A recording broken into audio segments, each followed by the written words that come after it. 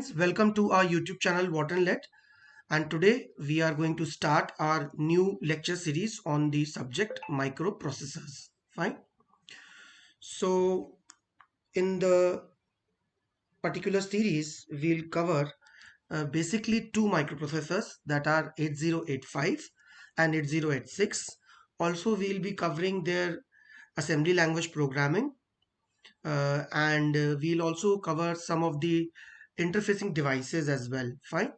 So let us see what is in the first lecture. The first lecture has the topics which will be covered are that what is a microprocessor, microcomputer and microcontroller, and the evolution of microprocessors. Basically, now the friends, microprocessor is a really interesting subject. It is asked in the interview uh, questions of the several companies as well, and it is an extremely logical subject.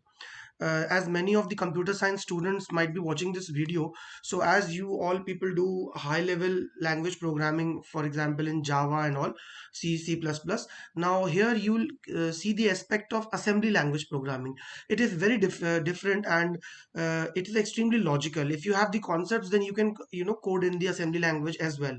So we'll move slowly towards the assembly language programming, and as we'll move forward in this series, we shall definitely uh, take the assembly language programs and make the programs and execute them in the videos as well. Fine. So let us move on. What is basically a microprocessor? Now just pay attention, just try to memorize some certain keywords over there, that what is a microprocessor. The microprocessor is basically, it is basically the first keyword which I can see is that it is a multi-purpose. Fine. So what do you mean by the multi-purpose? That it can be used for several purposes. It is programmable. Actually, there are several programs written in the memory of the microprocessor only. Instructions are written there. We just call them. We just call the programs and we just fetch them and execute them. It is clock driven.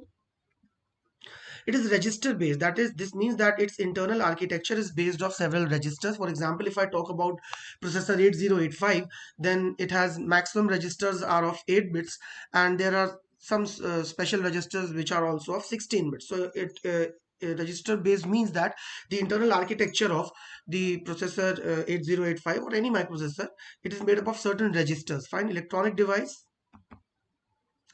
that reads binary instructions from a storage device called memory. As I told you that already, the instructions are already, we have already fed them into the memory. It reads the instructions from the memory, accepts binary data as input.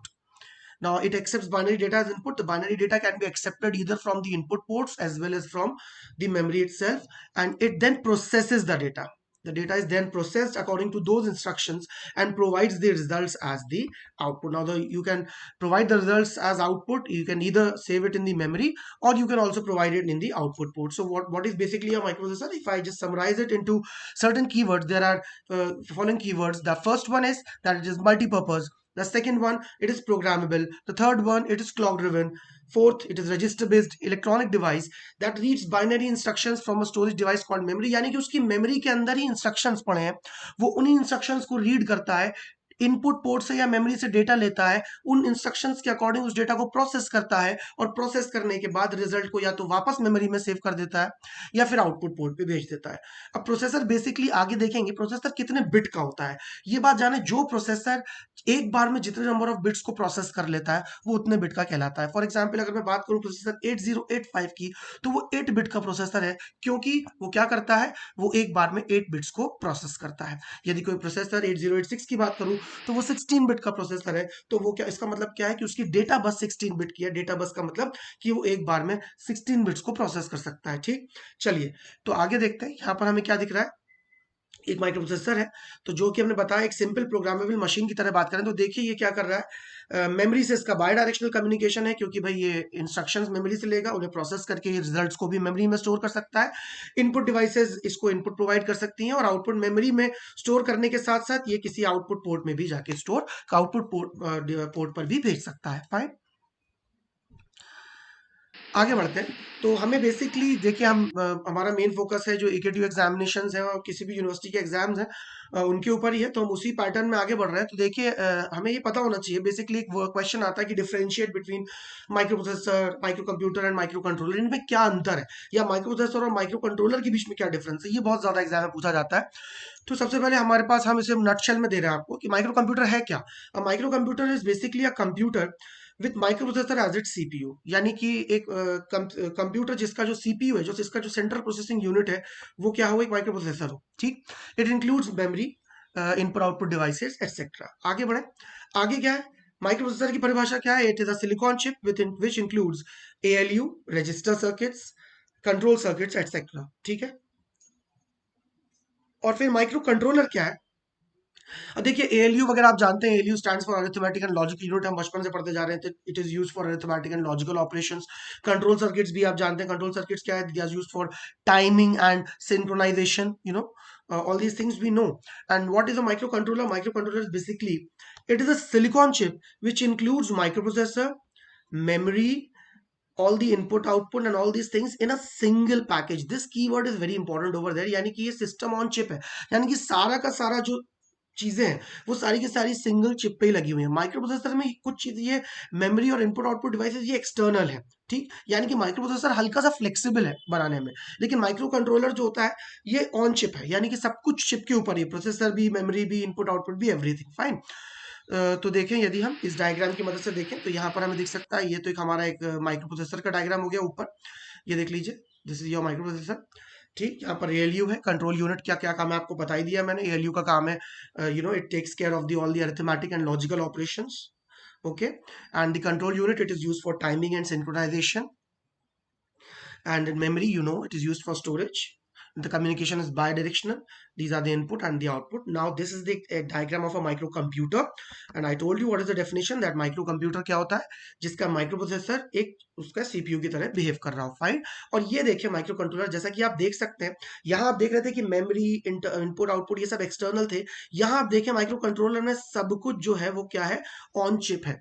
ठीक, यानी कि ये on chip है। ठीक, यानी कि micro controller flexible नहीं है बनाने के लिए। ठीक, चलिए आगे बढ़ते हैं। तो यहाँ बेसिकली कुछ डिफरेंसेस आपके लिए लाए हैं कि what are the differences between microprocessor and micro controllers.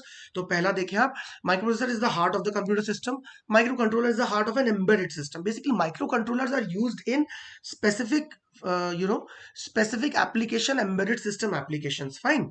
आगे देखिए, माइक्रो प्रोसेसर में मैंने आपको पहले ही बताया कि मेमोरी, इनपुट आउटपुट कंपोनेंट ये सब एक्सटर्नली कनेक्टेड है। ठीक है, और माइक्रो कंट्रोलर में क्या है, माइक्रो कंट्रोलर में internal memory, input output components ये सब ऑन चिप है। ठीक, भाई जाहिर सी बात है कि अगर माइक्रो प्रोसेसर में सब एक्सटर्नली कनेक्टेड है तो माइक्रो प्रोसेसर जो होगा वो क्या होगा, it has to be large. तो इसका मतलब इसका जो है वो थोड़ा सा ये बल्की होता है, लार्ज होता है। लेकिन माइक्रो इसमें मेमोरी और इनपुट आउटपुट सब ऑलरेडी प्रेजेंट होते हैं, तो इसका जो इंटरनल सर्किट होता है माइक्रो कंट्रोलर का, वो क्या होता है, this definitely it is small, fine. So definitely अगर कोई चीज बड़ी है तो माइक्रो प्रोसेसर जो होता है वो कॉम्पैक्ट नहीं होगा, इसको हम कॉम्पैक्ट सिस्टम्स में यूज नहीं कर सकते, और माइक्रो कंट्रोलर को हम कॉम्पैक्ट सिस्टम्स में यूज कर सकते हैं। माइक्रो प्रोसेसर की कॉस्ट रिलेटिवली ज्यादा हाई होती है, माइक्रो कंट्रोलर की कॉस्ट जो होती है वो क्या होती है, वो कम होती है, फाइन। और भी कुछ डिफरेंसेस हैं कि माइक्रो प्रोसेसर हमारे पर्सनल कंप्यूटर में यूज होते हैं, और माइक्रो कंट्रोलर जैसा कि मैंने बताया आपको एम्बेडेड सिस्टम एप्लीकेशंस में इस्तेमाल होते हैं, जैसे कि for example washing machines, MP3 players, embedded systems etcetera and etcetera, fine. ये एक बेसिकली इवोल्यूशन दिखाया है आपको, इस स्लाइड जानबूझ के यहाँ पर लिखी गई। देखिए यदि मैं बुक की बात करूं तो मैं एडवाइस करूंगा कि जो सबसे बेस्ट बुक है प्रोसेसर 8085 को, चूंकि हम पहले फोकस कर रहे हैं, तो उसके लिए you should go for Ramesh Gaonkar. That is the best book available in the market for the microprocessors. So I have taken this table from there only. You can see, as according to Moore's law, there was a scientist called Moore. He told that, you know, as the you know, we will progress, the scale of IC will double. उन्होंने ऐसा कहा था, और जैसे इसका मतलब यही है, देखिए कि जो कि आप देख रहे हैं कि आप देखिए एक तरीके से 4004 में जो पहला प्रोसेसर था 4 बिट का, उसमें जो कितने नंबर ऑफ ट्रांजिस्टर यूज हो रहे थे, 2300 ट्रांजिस्टर यूज हो रहे थे। और आप ये देखें जो ट्रांजिशन हुआ उसके बाद 1971 से, ये स्लाइड्स में तो ये आपको 2000 तक दिख रहा है कि 42 मिलियन है। और अभी यदि मैं बात करूं i7 i9 प्रोसेसर सीरीज में हम आ चुके हैं, तो फ्रेंड्स ये तकरीबन 9 बिलियन या 7 बिलियन, बिलियंस ऑफ ट्रांजिस्टर्स इसमें इस्तेमाल हो रहे हैं। ठीक, यानी कि एक छोटा से डिवाइसेस हमारी बिलियंस ऑफ ट्रांजिस्टर्स यूज कर रही हैं, और क्लॉक स्पीड्स भी हैं जो वो अब वो क्या बोलते हैं, उनकी गीगाहर्ट्ज में जा चुकी हैं। फाइन। सो जैसे जैसे हम आगे बढ़े हैं, तो माइक्रोप्रोसेसर्स का इवोल्यूशन बहुत इंपॉर्टेंट रोल प्ले किया है हम लोग की लाइव्स में। तो फ्रेंड्स, ये था एवोल्यूशन, और आप देख सकते हैं इसमें क्लॉक स्पीड्स भी बताई हैं, आपको एड्रेस बस भी बताई है, डेटा बस भी बताई है। जैसे कि मैंने बताया आपको, जितने बिट का प्रोसेसर होता है उतने ही बिट की उसकी डेटा बस होती है। देखिए, ये प्रोसेसर 4 बिट का था तो इसकी डेटा बस 4 बिट की थी। ये प्रोसेसर 8085 की बात करें, ये 8 बिट का था तो इसकी डेटा बस भी कितने बिट की थी, 8 बिट की थी। फाइन। तो ये था हमारा इंट्रोडक्टरी लेक्चर, जिसमें हमने क्या जाना, जिसमें हमने जाना कि माइक्रोप्रोसेसर क्या होता है, उसकी डेफिनेशन क्या होती है, माइक्रो प्रोसेसर, माइक्रो कंट्रोलर और माइक्रो कंप्यूटर में क्या डिफरेंसेस हैं, माइक्रो प्रोसेसर और माइक्रो कंट्रोलर में क्या डिफरेंसेस हैं, ये कैसे लगते हैं, इनके डायग्राम्स हमने देखे, और हमने एवोल्यूशन ऑफ माइक्रो प्रोसेसर देखा। यदि आपको हमारा वीडियो पसंद आया तो आप हमारे चैनल बॉटनलेट को सब्सक्राइब करें और इस वीडियो को लाइक करें, और मिलते हैं नेक्स्ट वीडियो में friends. Thank you so much.